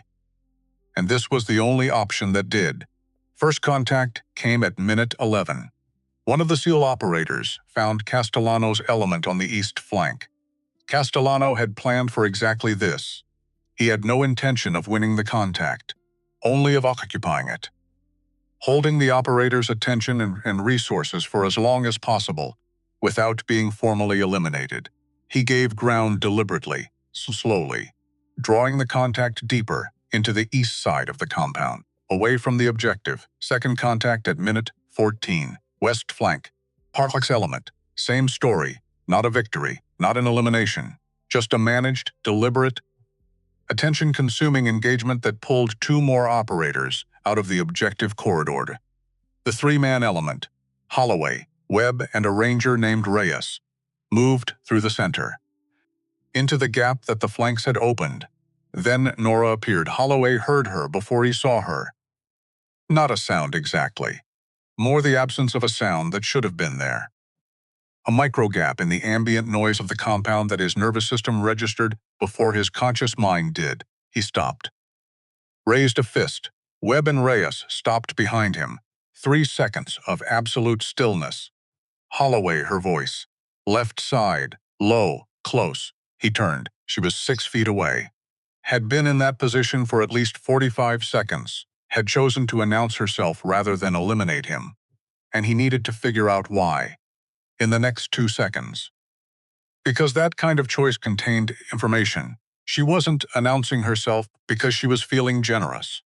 She was announcing herself because she wanted his attention on her, which meant the thing he needed to protect his attention from was somewhere else. "Don't look at me," he said quietly. To Webb, to Reyes, eyes out. Find what she's pulling our attention away from. Webb turned. Swept left, contact. One operator, north. 30 meters. Static position between them and the objective. They're all along, waiting for them to move through the corridor that Nora had just opened by appearing on their left, pulling their eyes toward her. Holloway looked at 6 feet away in the dark. She was looking at him with an expression he couldn't fully read, but which had something in it that was not hostility and not quite approval either. Something more neutral than both.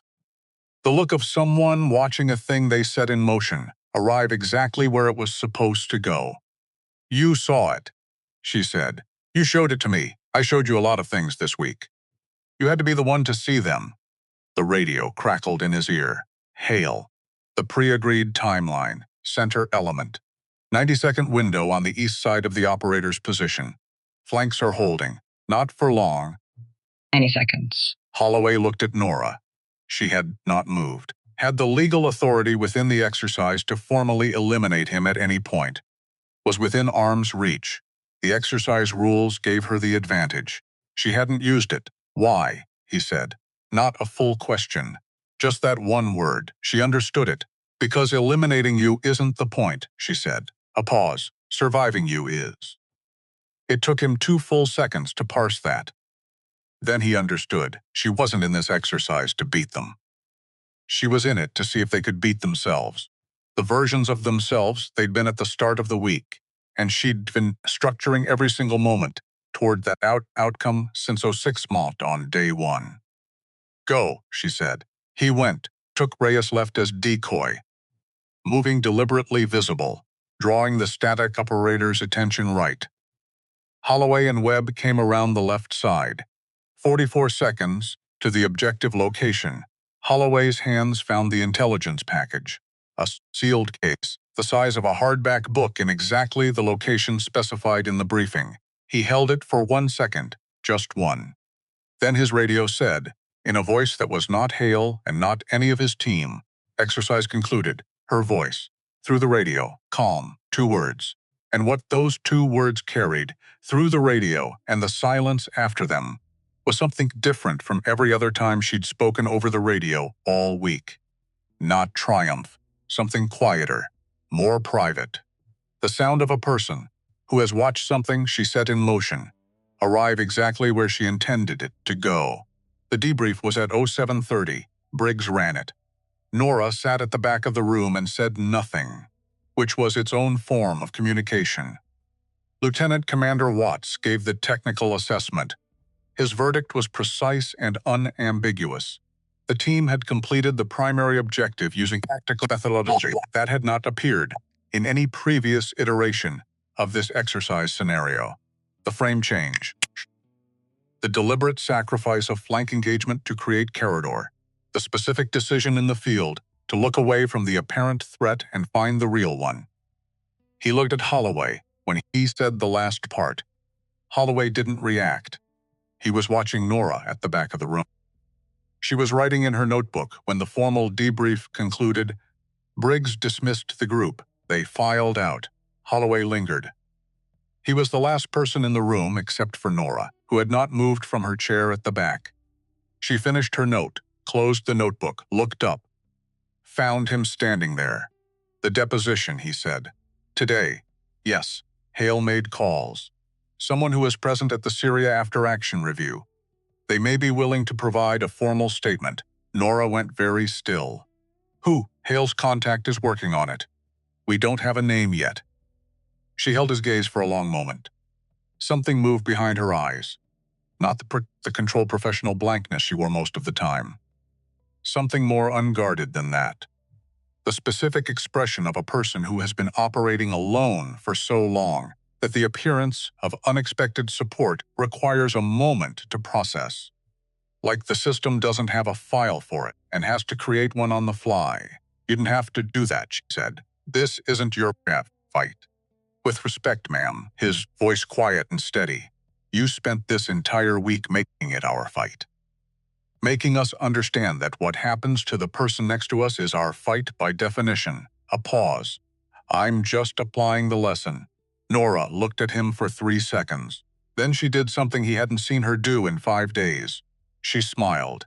Not the brief, controlled expression of professional acknowledgement she'd given him in the field. A real one. Small. Unguarded. The kind that appears and disappears quickly, like light through a shutter. There and gone before fully sure you saw it. You graduated, she said. He didn't know if she meant from the exercise or from something larger. He suspected she meant both. The twist. That changed. Everything. Arrived at 40 minutes before the scheduled deposition. Hale appeared in the doorway of the briefing room with his phone held out, and an expression on his face that Holloway had never seen on Hale before. Not shock. Something past shock. In the territory of reckoning. Greer called back, Hale said. Nora looked at him. The person who was present at the Syria After Action review. Hale paused. It's not one person. It's 3. The room held that. 2 intelligence officers and a naval officer who was on the ground element that night. Another pause. Longer. All 3 have provided sworn statements to a federal oversight office. Not the inquiry. A separate office. Independent. He lowered the phone, corroborating the original operational account. Corroborating your account. A breath. The alternate version being presented by the inquiry doesn't match the documented record at any point. And now there are 3 people on record saying so. Nora said, when did they file? Greer says 0650 this morning. She absorbed that. Before the deposition was scheduled to begin. Yes. Which meant someone had been moving on this. Preparing this. For longer than the past 24 hours. Which meant Greer had known something was coming. Had made calls that set things in motion that were already building before Hale had even asked. And the 2 days of calls. And Holloway's determination. And 7 Rangers collectively refusing to let her walk into that room alone. All of it had accelerated something that was already in motion. Sometimes that's how justice works. Not as a dramatic reversal, as a current that was already flowing. That needed someone, several someones, to get into the water with it. Nora stood up from her chair, walked to the window, stood with her in the room for a moment. Holloway and Hale waited. When she turned back around, her face was what it always was, composed, controlled, functional.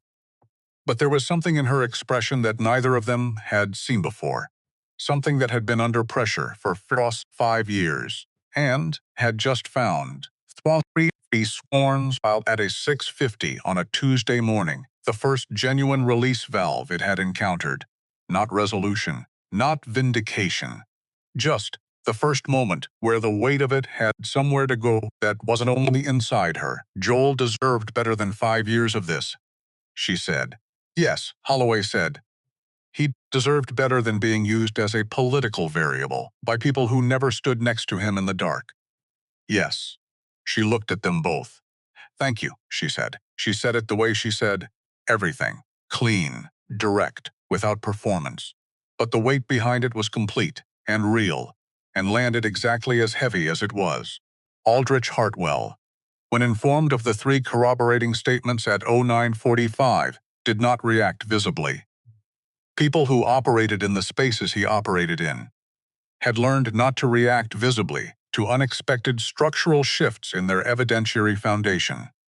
He thanked the briefing officer, made a phone call that lasted 4 minutes, emerged from that call with the specific expression of a man whose case has just become significantly more complicated than it was an hour ago, not defeated. Complicated. There's a difference, and in Washington, complicated sometimes resolved itself in unexpected directions if you waited long enough. Hartwell was a patient man. He had learned patience the way some men learn languages. Slowly by immersion, by the accumulated cost of being impatient in environments where impatience destroyed things. But he also understood mathematics. 3 sworn statements to an independent oversight office, filed before his deposition began. From personnel with direct access to the original operational documentation, the mathematics had changed. The deposition room was standard government issue. Table, chairs, recording equipment. Fluorescent light that made everyone look slightly unwell. The particular institutional quality of a space designed for function and nothing else. Nora walked in at 10 liked. Vest dress, hands. Still. The bruise at the corner of her mouth. Faded now, nearly gone, but still visible if you knew where to look. A physical fact that had existed in every room she'd entered all week, and would exist in this one too. She sat down, looked at Hartwell, looked at the woman with the tablet, looked at the recording equipment. Ready when you are, she said. Hartwell began standard procedure, establishing context, dates, locations, command structure. The architecture of the serious mission laid out in broad terms before narrowing toward the specific. Nora answered every question, no qualification, no diplomatic vagueness, no careful management of how things landed. She told them what happened in the 42-second window in Syria, in the same flat, factual, direct way she'd told 7 Rangers in a briefing room 2 days ago. She told them about the decision, what the decision saved, what it cost. She said Joel's name clearly. Said it the way she always said it, carefully, deliberately, like saying it correctly mattered, like saying it correctly was something she owed him. When Hartwell placed the alternate account in front of her, the document suggesting the decision had been pre-planned, that Joel's position had not been accidental, Nora picked it up and read it without changing her expression. Read every line. Set it down. That account is false, she said. It is false in every material detail. Hartwell leaned forward slightly. Lieutenant Commander, I understand there are now 3 corroborating statements on record. From Percent, or who reviewed the original operational documentation. A pause. I have nothing to add to what they've said. Because the truth doesn't require addition. She looked at him directly. What I would like to say is this. The room held still. Joel Elliott Carver was a decorated Naval Special Warfare operator who performed his duties with distinction under circumstances that would have broken most people. He does not deserve to be misrepresented in a political process that has nothing to do with who he was or what he did. A pause. I ask that this inquiry extend to his record the same standard of factual honesty I have just extended to my own. She stopped talking. The inquiry officer looked at her for a long moment, then looked at Hartwell.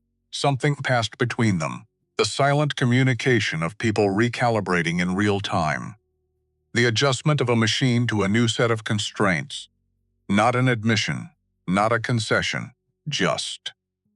The acknowledgement that the landscape had changed and that operating in the old landscape was no longer viable. Hartwell looked down at the documents in front of him, then looked up. His expression neutral in the specific way of someone working very hard to keep it that way. "We'll be in touch," he said. The deposition concluded at 12. At 13, Nora walked out of the government facility. Afternoon sun, thin and clean. The kind of California light that arrives after rain and makes everything look slightly more itself than usual. She stopped on the steps, because they were there. All 7 of them. Grouped near to the area of men, the patient, unhurried quality of men who have nowhere else to be right now. No orders keeping them here, no official reason. Just there, because they had decided to be there. Which was the only reason that mattered. Holloway was closest to the door. He had 2 paper cups of coffee. Held one out when she appeared. She looked at it. "You waited," she said. "We all waited." He gestured with his head toward the group. She looked at them, all 7. Hale with his arms crossed, and his face doing the thing it did when he was trying not to show what he was thinking, and mostly failing. Webb, 23 years old, the youngest, the one who had absorbed the most damage in the bar and the most learning in the week, standing quietly at the back. Castellano, Park, Reyes, and the 7th. A ranger named Brixton, who had said almost nothing all week, but who had absorbed everything, every lesson, every debrief, every quiet moment between sessions, and who had executed the final exercise with a precision that told Nora exactly how much had gone in. Even when nothing came out, all 7. She took the coffee. It was not good coffee. It was gas station coffee from a place 3 blocks away that Holloway had found in the 12 minutes between the deposition ending and Nora walking out. The kind of coffee that exists primarily as a vehicle for warmth, and the acknowledgement that warmth is needed. She drank it anyway. They stood outside for a few minutes, all 8 of them. In the particular quality of quiet that exists after something significant has concluded, and before whatever comes next has declared itself. Not comfortable silence exactly, not uncomfortable either. The silence of people who have been through something together and don't need to fill the space with words to make it mean something. Then Hale said, "What happens now?" Nora turned the cup in her hands. She thought about her apartment, the held breath quality of it. The silence pressing in from every direction for 3 weeks. She thought about the separation papers on the kitchen table and the question they'd left behind them about what comes after. She looked at Holloway. "You're going back to your battalion." "Yes, deployment, probably 6 months. Maybe less," she nodded once. "Quiet for a moment. I've been offered a formal teaching position, the advisory unit." "Permanent. Are you taking it?" Hale said. "I wasn't going to."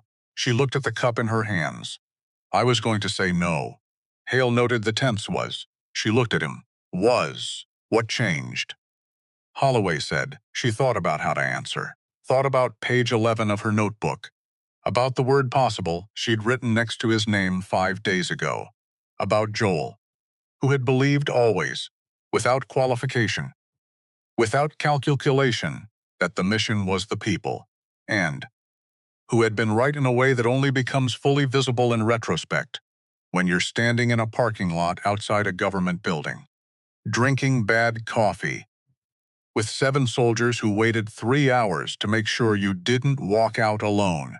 "I was reminded why I started," she said quickly, "and it landed the way things land when they are completely true." Holloway licked at his coffee cup. He'd been carrying something in his jacket pocket since 6 o'clock that morning, turning it over in his fingers during the final debrief, during the deposition wait, during all of it. Held it in his palm, his father's military challenge coin, old, edges worn smooth, the insignia faded to something you had to know to read. He'd had it in his pocket the night at the bar. Had been carrying it for years, not as a talisman exactly, but as a kind of reminder of what the old man had stood for, of the standard that had been set before him, a standard he had been, lately, significantly failing to meet, He held it out to Nora. She looked at it. Looked at him, my father's, he said. He told me once, every man has two wolves inside him. One feeds on ego, one feeds on honor. The one that wins is the one you feed. A pause, I've been feeding the wrong one for a while. I think you already know that. He kept his hand extended. I'd like you to hold this. As collateral. Another pause. So, I have a reason to come back and earn it. Nora looked at the coin in his palm for a long moment. The weight of it. Not the physical weight, the other kind. The kind that comes from what something has meant to the people who held it. From what it cost to offer it. She picked it up, held it between her fingers, turned it once, felt the worn edges, the faded insignia, placed it in her jacket pocket. Next to her notebook, she looked at Holloway with the expression of someone making an assessment and to hold themselves to. Then come back. Better, she said. Not a wish, not a platitude, not the warm encouragement of someone trying to make a person feel good about themselves. A requirement. The kind of words a real teacher gives a real student when the has been learned well enough to be trusted with something that matters. Holloway nodded once. Clean. Complete. He had two wolves. He knew their names now. Knew which one he'd been feeding and which one he was going to feed from here forward. And the knowing of it, the specific, honest, eyes-open knowing. Not the comfortable, vague intention, but the actual choice made in full daylight, was the thing Nora had spent 5 days trying to give him. Now, it was his to carry. They finished the coffee. The group broke up the way groups break up when the thing that assembled them has completed itself. Gradually. Without ceremony. Each man with somewhere to be next handshakes. The particular kind of handshake between people who have been through something, that extra half-second of grip. That extra fraction of eye contact. The unspoken acknowledgement of shared weight. Hale was last before Nora. He looked at her for a moment. For what it's worth, he said. The thing you wrote on page 11, a pause. You were right. It was always the people. She looked at him. You read it, Holloway showed me. A beat. She looked like she might say something about that, then decided not to. Get them Imshosaf, she said instead. That's the plan. He left. Nora was the last one to her car. She stood beside it for a moment, looking at the parking lot emptying out, the afternoon light, the California hills in the middle distance. The ordinary geography of a place where something extraordinary had happened without the landscape. Showing any sign of it. That was the thing about the most important things. They didn't leave marks on the geography, only on the people. She got in, sat in the driver's seat without starting the engine. Let the quiet settle around her, the apartment quiet, the separation papers quiet. The what comes after quiet, except different now. Silence. But carrying something different inside it. She reached into her jacket pocket, pulled out her notebook. Opened it to a new page, the first new page after page 11. After all those dated entries. After all those single sentences that were the private record of a person working year after year. On the same essential problem, she wrote one line, capped her pen, looked at it for a moment.